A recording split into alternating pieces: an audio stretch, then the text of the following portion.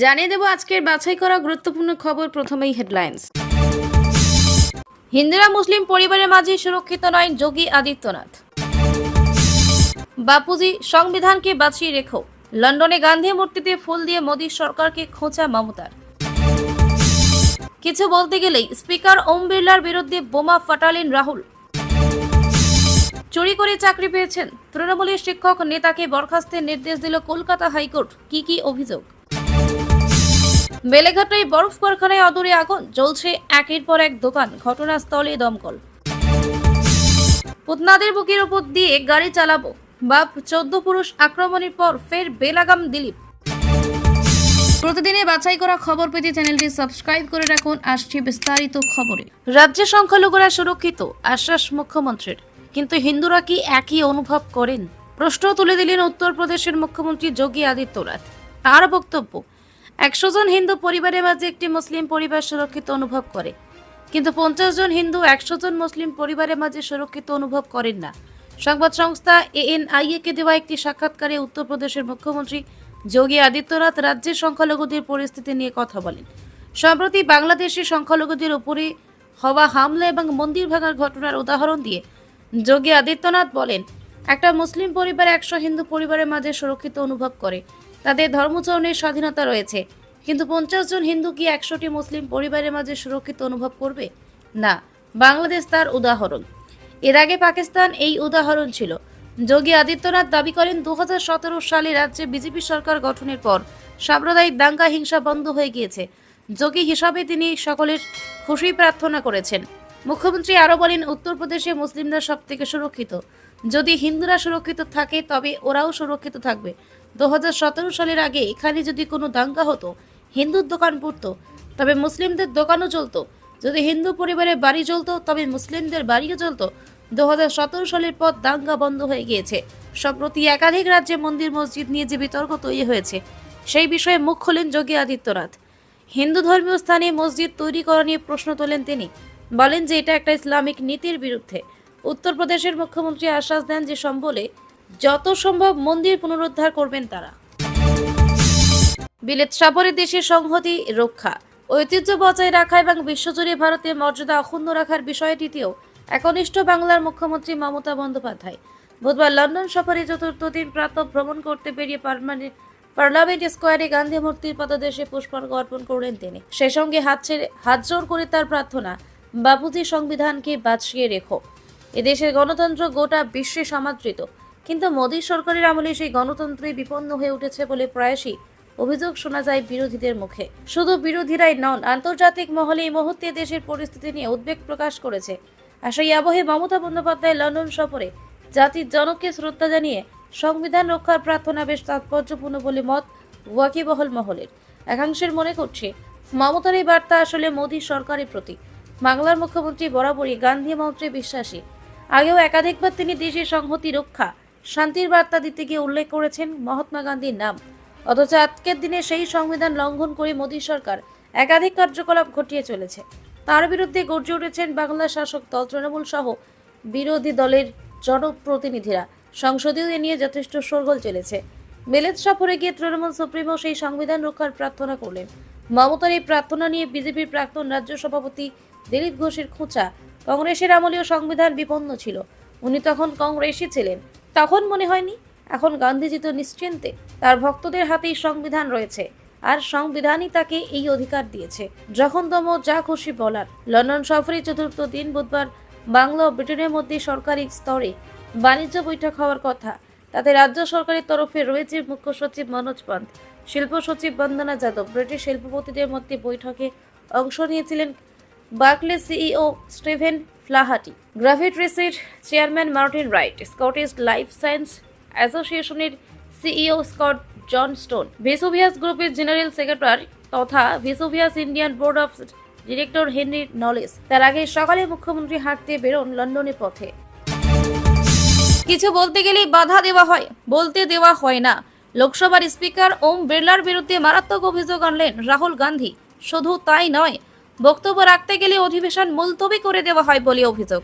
আর এহেন দাবি ঘিরে শুরু হয়েছে জোর রাজনৈতিক চর্চা। যদিও এই ইস্যুতে পাল্টা বিরোধী দলনেতাকে বার্তা দিয়েছেন ওম বিড়লাও। একই সঙ্গে রাহুল গান্ধীকে হাউসের নিয়ম মেনে চলার পরামর্শ দেন। পাল্টা মুখ খুলেছে বিজেপিও। বাজেট অধিবেশনের দ্বিতীয় পর্বে লোকসভার অধিবেশন চলছে। একাধিক ইস্যুতে তোলপাড় অধিবেশন। আজ বুধবার কিছু বলতে চান রাহুল গান্ধী, কিন্তু তাৎপর্যপূর্ণভাবে লোকসভা মুলতবি হয়ে যায়। ফলে অধিবেশনে তার বক্তব্য রাখতে পারেননি বিরোধী দলনেতা। আর এরপরে সংবাদ মাধ্যমের বাইরে এসে ক্ষোভ উগরে দেন। রাহুল বলেন, এটা একটা পরম্পরা। লোকসভার বিরোধী দলনেতাকে বলতে দেওয়ার সময় দেওয়া হয়, কিন্তু যখনই আমি বলতে যাই সেই সময় বাধা দেওয়া হয়, বলতে দেওয়া হয় না বলে অভিযোগ। গণতন্ত্রে কোনো জায়গা নেই বলে দাবি রাহুল গান্ধীর। তার কথায়, কুম্ভ, বেকারত্ব সহ একাধিক ইস্যুতে বলতে চেয়েছিলাম, কিন্তু বলতে দেওয়া হলো না। এমনকি এই বিষয়ে অধ্যক্ষের কাছে আবেদন জানানো হয়েছিল বলেও এদিন দাবি করেন। কিন্তু এড়িয়ে চলে গেলেও বলেন, অভিযোগ করেন কংগ্রেস সাংসদ। এভাবে একটি সংসদ কখনই পরিচালনা করা যায় না বলে স্পিকার ওম বিড়লাকে আক্রমণ। এদিন একযোগে কেন্দ্রকেও আক্রমণ শানান। রাহুল বলেন, বিরোধীদের মুখ বন্ধের চেষ্টা করা হচ্ছে। এটা একটা নতুন কৌশল। বিরোধীদের কোনো জায়গা নেই বলেও তোপ। শুধু রাহুল গান্ধী নয়, এই বিষয়ে দিন সংসদের বাইরে বিক্ষোভ দেখান কংগ্রেসের অন্যান্য সাংসদেরা। মুখবন্ধের অভিযোগে সরব হন তারা। যদিও এই ইস্যুতে পাল্টা জবাব দিয়েছেন লোকসভার স্পিকার ওম বিড়লাও। তিনি বলেন, সংসদের নিয়ম মেনে বিরোধী দলনেতার আচরণ করা উচিত। একই সঙ্গে অধিবেশন অব্যাহত রাখতেও সাহায্য করবেন বলে রাখা প্রয়োজন। এই ইস্যুতে আগেও সোচ্চার হয়েছেন রাহুল গান্ধী। মুখ বন্ধ করার চেষ্টা করা হচ্ছে জানিয়ে শাসক দল বিজেপি এবং কংগ্রেসের মধ্যে তোপ পাল্টা তোপের রাজনীতির সাক্ষী থেকেছে দেশের মানুষ। তৃণমূলের শিক্ষক নেতা শেখ সিরাজুল ইসলামকে চাকরি থেকে বরখাস্ত করার নির্দেশ দিল কলকাতা হাইকোর্ট। সিরাজুল চুরি করে চাকরি পেয়েছেন বলে অভিযোগ। আদালত জানায়, তার নিয়োগ সম্পূর্ণ বেআইনি। সম্প্রতি হাওড়া জেলায় তৃণমূলের মাধ্যমিক শিক্ষা সেলের সাধারণ সম্পাদক করা হয়েছিল সিরাজুলকে। তার এই নিয়োগ নিয়ে প্রশ্ন তুলেছিল উচ্চ আদালত। নিয়োগ দুর্নীতির সঙ্গে যুক্ত থাকার অভিযোগ রয়েছে সিরাজুলের বিরুদ্ধে। তা নিয়ে আগেই আদালতের দৃষ্টি আকর্ষণ করা হয়। কলকাতা হাইকোর্টের বিচারপতি বিশ্বজিৎ বসু সিরাজুলের বিরুদ্ধে এফআইআর করার নির্দেশ দিয়েছিলেন। সিআইডি তদন্তের নির্দেশও দেওয়া হয়েছিল। অভিযোগ ছিল, পুলিশ সিরাজুলের বিরুদ্ধে পদক্ষেপ করছে না, ফলে আদালতে পুলিশের ভূমিকাও সমালোচিত হয়। বিচারপতির নির্দেশে 5 মিনিটের মধ্যে সিরাজুলের বিরুদ্ধে এফআইআর দায়ের করেছিল হাওড়া সদর থানা। কিন্তু বিচারপতি বসুর নির্দেশকে চ্যালেঞ্জ করে ডিভিশন বেঞ্চের দ্বারস্থ হয়েছিলেন সিরাজুল। বিচারপতি রাজাশেখর মান্থা এবং বিচারপতি অজয় কুমার গুপ্তের ডিভিশন বেঞ্চে বুধবার সেই মামলার শুনানি ছিল। দুই বিচারপতির পর্যবেক্ষণ, তৃণমূলের ওই শিক্ষক নেতা চুরি করে চাকরি পেয়েছেন। কোনোভাবেই তার চাকরি থাকতে পারে না, তার নিয়োগ সম্পূর্ণ বেআইনি। এরপরেই সিরাজুলের চাকরি বাতিল করে দেয় আদালত। রাজ্য সরকারি কর্মশিক্ষা ও শারীরশিক্ষা বিভাগে শিক্ষক নিয়োগে দুর্নীতির অভিযোগ উঠেছে। সোমারাই নামক এক চাকরি প্রার্থী ওই মামলায় হাইকোর্টের দ্বারস্থ হয়েছিলেন। তার মামলায় 3 সদস্যের কমিটি গঠন করেছিল আদালত। বিচারপতি বসুর নির্দেশ ছিল, সারা রাজ্যে বেআইনি শিক্ষক নিয়োগ সংক্রান্ত তদন্ত করবে ওই কমিটি। সেই তদন্তেই সিরাজুলের নাম প্রকাশ্যে আসে। অভিযোগ, তারপরেও তার বিরুদ্ধে পদক্ষেপ করা হয়নি। এর নেপথ্যে রাজনৈতিক প্রভাব রয়েছে বলে অভিযোগ ওঠে। বেলেঘাটায় বরফ কারখানার অদূরে আগুন। বুধবার দুপুরে এই অগ্নিকাণ্ডের এখনো পর্যন্ত একজন আহত হয়েছেন বলে খবর পাওয়া গিয়েছে। আগুন নেভাতে ঘটনাস্থলে পৌঁছেছে দমকলের বেশ কয়েকটি ইঞ্জিন। তবে এই প্রতিবেদন প্রকাশিত হওয়া পর্যন্ত আগুন নিয়ন্ত্রণে আনা যায়নি। স্থানীয় সূত্রে জানা গিয়েছে, বুধবার দুপুরে বেলেঘাটায় সেলস ট্যাক্স অফিসের কাছে রাস্তার ধারে দোকানে হঠাৎ আগুন লেগে যায়। মুহূর্তের মধ্যে আগুন ছড়িয়ে পড়ে। দাউ দাউ করে জ্বলতে থাকে সংলগ্ন বেশ কয়েকটি দোকান। কালো ধোঁয়ায় ঢেকে যায় চারিদিক। খবর পেয়ে দমকলের বেশ কয়েকটি ইঞ্জিন ঘটনাস্থলে পৌঁছায়, কিন্তু দীর্ঘক্ষণের চেষ্টাতেও আগুন নিয়ন্ত্রণে আনা সম্ভব হয়নি বলে স্থানীয় সূত্রের খবর। এদিকে আগুনের জেরে আতঙ্ক ছড়িয়েছে এলাকায়। স্থানীয়রা জানাচ্ছেন, আগুনের পাশাপাশি একাধিক গ্যাস সিলিন্ডার বিস্ফোরণের শব্দ শোনা যাচ্ছে। প্রাথমিকভাবে মনে করা হচ্ছে, কোনোভাবে গ্যাস সিলিন্ডার ফেটেই এই বিপত্তি।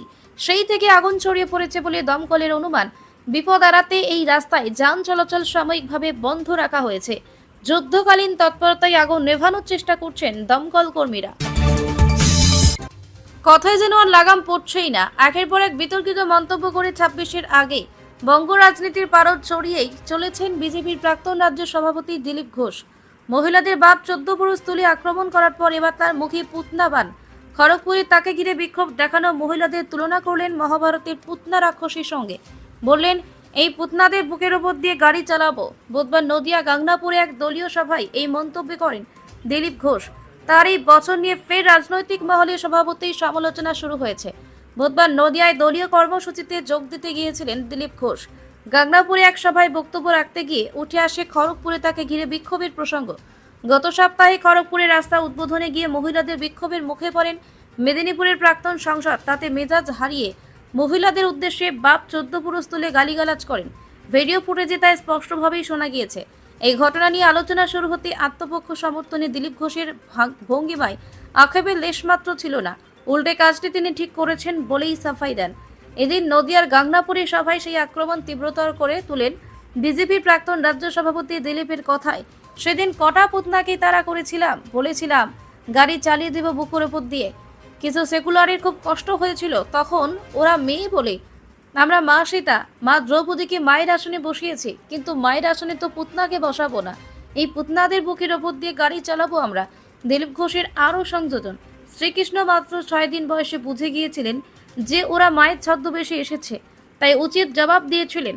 আমাদের 60 বছর বয়স হয়ে গেল, এবার ভাবুন পুতনা যদি সত্যিই মা হতেন তাহলে আমরা তার ছবি রাখতাম।